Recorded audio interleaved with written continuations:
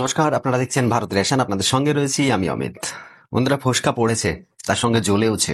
আজকে বাংলাদেশের কিছু প্রতিবেদন আমি আপনাদের দেখাবো, যেখানে দেখবেন যে বাংলাদেশের পররাষ্ট্র উপদেষ্টা তহিদ হোসেন তিনি কি বলছেন তিনি তিনি বলছেন যে রিসেন্টলি বাংলাদেশ, পাকিস্তান এবং চীন, তিন দেশ মিলে একটা আলোচনা বসেছিল, একটা বৈঠক হয়েছিল। সেখানে তারা কি আলোচনা করেছে সেটা এখনো পর্যন্ত সেটা সামনে আসেনি, কিন্তু তহিদ হোসেন যেটা বলছে সেটা বলছে যে তারা জলবায়ু এবং বিভিন্ন আর অন্য কিছু ব্যবসা বাণিজ্য নিয়ে তারা আলোচনা করেছে। কিন্তু বাংলাদেশের মিডিয়া বিগত কয়েকদিন ধরে যেভাবে যেভাবে আমাদের ভারতকে খেপাচ্ছিল, যেভাবে তারা তাদের বড়াই করছিল, যেভাবে তারা বলছিল যে এবার তিন দেশ এক হয়েছে শুধুমাত্র ভারতকে আটকানোর জন্য। আজকে দেখুন তো একটা কথা, যে তিনটে দেশ, একদিকে উত্তরে রয়েছে আমাদের ভারতের উত্তরে রয়েছে চীন, আমাদের ভারতের ঠিক দক্ষিণ পূর্ব দিকে রয়েছে বাংলাদেশ, মানে দক্ষিণ বলবো না, আমাদের পূর্ব দিকে রয়েছে বাংলাদেশ, আর আমাদের ভারতের পশ্চিম দিকে রয়েছে পাকিস্তান। এই তিনটে দেশ তারা কি করছে, ভারতকে ঘেরার প্ল্যান করছে, তাই তারা এক জায়গায় বৈঠক করেছিল। আজকে দুদিন হলো বাংলাদেশের যে মিডিয়া, সেই মিডিয়ার জবাব তহিদ হোসেন নিজে দিয়ে দিয়েছে, আমাদের ভারতের তরফ থেকে দেওয়ার কোনো প্রয়োজন পড়েনি। কি বলেছে, যে যে আলোচনায় আমরা বসেছিলাম তাতে ভারতের সম্পর্কে বা ভারতের বিপক্ষে গিয়ে আমরা আলোচনায় বসেছি এমনটা কিন্তু নয়। যদি ভারত চাই আমাদের সঙ্গে অন্য কোনো দেশকে নিয়ে বসতে, তাহলে বসতে পারে, তাতেও আমরা রাজি রয়েছি, আমরা সব সময়ের জন্য এটা অ্যাকসেপ্ট করছি।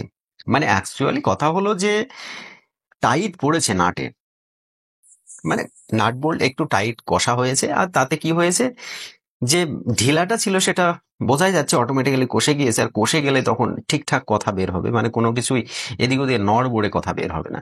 আজকে প্রতিবেদনটা আপনাদেরকে দেখাবো, বাংলাদেশের মিডিয়ার একটা প্রতিবেদন।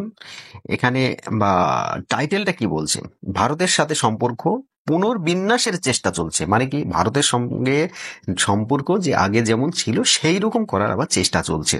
তার পাশে থাম্বনেইলে ওটা দেওয়া হয়েছে, আর টাইটেলে কি বলছে, চীন, বাংলাদেশ, পাকিস্তান কোনো ত্রিপক্ষীয় জোট হয়নি। মানে আমরা শুনছিলাম যে বাংলাদেশের মিডিয়ারা কি বলছিল, যে জোট হয়েছে।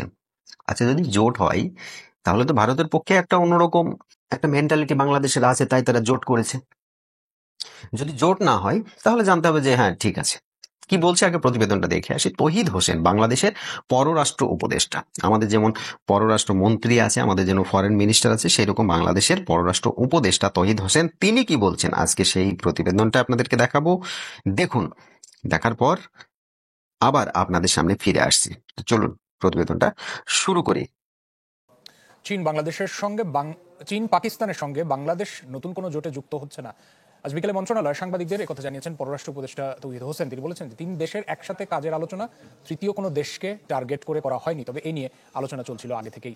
ভিন্ন এক প্রশ্নের জবাবে উপদেষ্টা জানিয়েছেন যে ভারতের সাথে সম্পর্ক পুনর্বিন্যাসের চেষ্টা চলছে। কদিন আগেই পাকিস্তান চীন বাংলাদেশে নতুন ত্রিপক্ষীয় জোটের কথা প্রকাশ করে দেশ দুটির পক্ষ থেকে। সে সময় বাংলাদেশের পক্ষ থেকে জোট হয়েছে কিনা সে বিষয়ে স্পষ্ট কোনো বার্তা ছিল না, তাই বিষয়টি ঘিরে নানা জল্পনা কল্পনা শুরু। আর সেসব প্রশ্নের জবাব দিলেন পররাষ্ট্র উপদেষ্টা ছুটি কাটিয়ে এসে বললেন, চীন পাকিস্তানের সঙ্গে বাংলাদেশ নতুন কোনো জোটে যুক্ত হচ্ছে না। আসলে কোনো জোট গঠন করছি না আমরা, মূলত উদ্যোগ চীনের, এবং এটা একেবারে অফিসিয়াল পর্যায়ে, এটা কোনো রাজনৈতিক কোনো পর্যায়ে না। এটা একটা ওখানে তো একটা আপনার জানেন একটা এক্সিবিশন হচ্ছিল, সেটার সাইডলাইনে তিন দেশের পররাষ্ট্র সচিব, অতিরিক্ত সচিব পর্যায়ের মানুষ বসে আলাপ আলোচনা করছে, এবং আলাপ আলোচনা কিন্তু পুরোপুরি ছিল কানেক্টিভিটি, তারপরে ব্যবসা বাণিজ্য বৃদ্ধি, এগুলি বিষয় নিয়ে। এখানে কোনো ধরনের কোনো ওই আপনার যে জোট গঠন যেটাকে বলছে সেরকম ধরনের কোনো কিছু এটাতে ছিল না। এটা নিতান্তই একটি প্র্যাকটিক্যাল কিছু সুযোগ সুবিধা সৃষ্টির ব্যাপার। আমার মনে হয় না এটাকে এর চেয়ে বেশি আর কোনো গুরুত্ব দেওয়া উচিত। এভাবেই এটাকে আমাদের দেখতে হবে।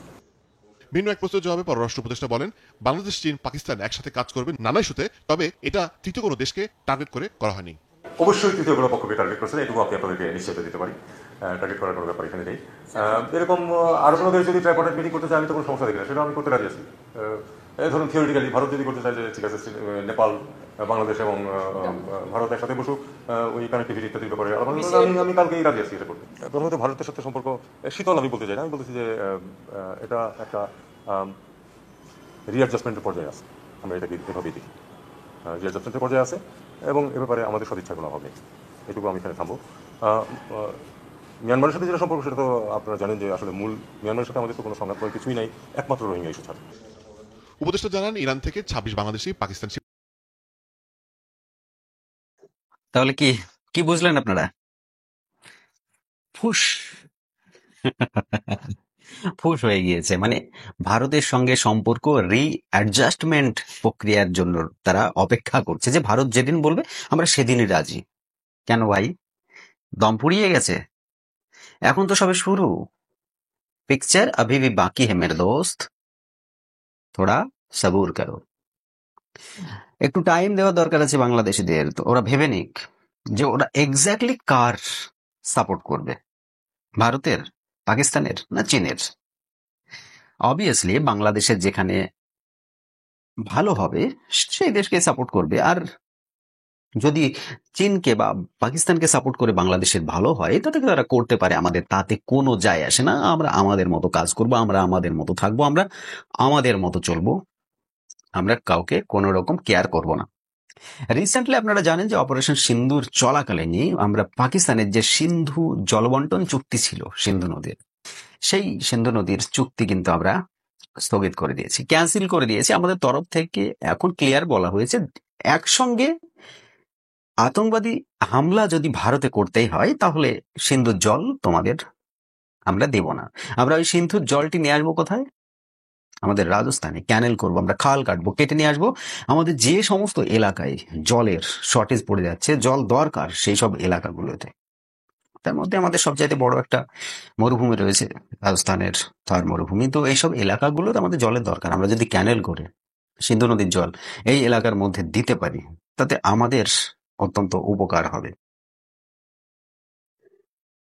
তো এর জন্য আমরা তৃতীয় কোনো পক্ষ বা অন্য কোনো দ্বিতীয় কোনো দেশের পারমিশন আমরা নিতে যাব না, তাই না? আজকে বাংলাদেশ এই ভয়েই, এর ভয়েই বাংলাদেশ কিন্তু আজকে একটু শুধরিয়েছে। আর তারা কি করতে চাইছে? তারা চাইছে যে ভারতের সঙ্গে সম্পর্কটা আবার নতুন করে সেই জায়গায় পৌঁছে যাক যে জায়গাটায় আগে ছিল। রিঅ্যাডজাস্টমেন্ট প্রক্রিয়া যেটা বলছে, সেই জায়গায় নিয়ে আসার চেষ্টা করছে তারা। যাই হোক, দেখুন এই নিয়ে অনেক আলোচনা বাংলাদেশে চলছে। এত বড় বড় কথা, এত বড় বড় বাতেলা, সেগুলো সমস্ত কিছু কিন্তু এখন চুপ হয়ে গিয়েছে। এতদিন সেই পরমাণু বোমার মতো ফাটছিল তারা, আজকে তারা ফুসলি বোম হয়ে গিয়েছে আর কি। সেই এটা দেখা যাচ্ছে। বাংলাদেশের পররাষ্ট্র উপদেষ্টা তহিদ হোসেন, তার বক্তব্যতে আমরা ক্লিয়ার কাট বুঝতে পারলাম যে এখন তারা আর অন্য কোনো জোটের মধ্যে নেই। মানে যে ভারতকে খেপিয়ে অন্য কোনো দেশকে খুশি করবে সেরকম কোন রকম চিন্তা ভাবনা তারা করছে না। তারা চিন্তা করছে এটা, যে ভারতের সঙ্গে যে সম্পর্কটা প্রধান উপদেষ্টা ডক্টর মোহাম্মদ ইউনূস তিনি যা কমেন্ট করে ফেলেছেন সম্পর্ক খারাপ, সেই খারাপ সম্পর্কটা কিভাবে আবার নতুন করে সেই জায়গায় নিয়ে আসা যায় সেটা নিয়ে চিন্তা ভাবনা করছেন তারা। কেন একসময় ডক্টর মোহাম্মদ ইউনূস কি বলেছিলেন যে সেভেন সিস্টারকে আমরা শান্তি থাকতে দেব না যদি বাংলাদেশে কোনো রকম ভাবে অশান্ত হয়ে যায়। মানে অ্যাকচুয়ালি বাংলাদেশের সাধারণ জনগণ যারা ভারতকে ঘৃণা করে তাদের খুশি করতে গিয়ে ডক্টর মোহাম্মদ ইউনূস কোথাও না কোথাও জিও পলিটিক্সে একটা ভুল করে ফেলেছে, যারা ভারতকে খেপিয়ে দিয়েছে।